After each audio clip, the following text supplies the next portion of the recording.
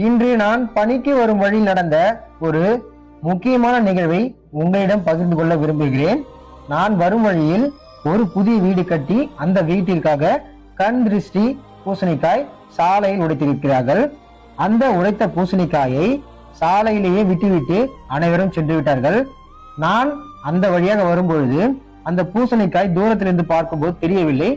அருகில் வந்தவுடன் எனது வாகனம் அதன் மீது ஏறி மெதுவாக நான் நிலை கொண்டு சற்று தடுமாறி நின்று விட்டேன். நல்ல வேளையாக எனக்கு எதுவும் நடக்கவில்லை. ஏகப்பட்ட இடங்களில் மக்கள் நல்ல விஷயங்களுக்காக, அதாவது தங்கள் குடும்பத்தில் உள்ளவர்களை திருஷ்டி போடுவதற்காகவோ இல்ல தங்கள் குடும்பத்தில் ஒரு நல்ல விஷயங்களுக்காகவோ இந்த கண் திருஷ்டிக்காக இந்த பூசணிக்காயை உடைக்கும் பழக்கம் வைத்துள்ளீர்கள். நீங்கள் உடைப்பது தவறான விஷயம் கிடையாது, நல்ல விஷயம். அது உங்களது நம்பிக்கை.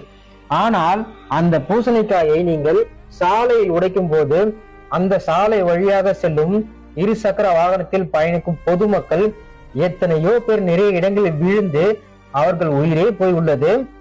இன்று நான் பார்த்ததால் அதை உங்களிடம் பகிர்ந்து கொள்கிறேன். மக்களே, உங்களால் முடிந்த அளவிற்கு இந்த விழிப்புணர்வு பதிவை நிறைய மக்களுக்கு செலுத்துங்கள், ஷேர் பண்ணுங்க. அதே போல் பாத்தீங்கன்னா வீட்டில் உள்ள பெரியோர்களுக்கு தெரியாது, ஆனால் ஒவ்வொரு வீட்டிலும் இப்போது படித்த இளைஞர்கள் இருக்கிறோம். பெண்களும் ஆண்களும் அனைவருமே இப்போது படித்துள்ளோம். சோ இந்த விஷயத்தை பெரியவர்களுக்கு நாம் தான் தெரியப்படுத்த வேண்டும். அந்த கண் திருஷ்டி பூசணிக்காயை உடைத்தால் சாலை ஓரங்களிலிருந்து அப்புறப்படுத்துமாறு உங்களை அன்புடன் கேட்டுக்கொள்கிறேன். இந்த பதிவை நீங்க அனைவருக்கும் பகிர்ந்து கொள்ளுங்கள்.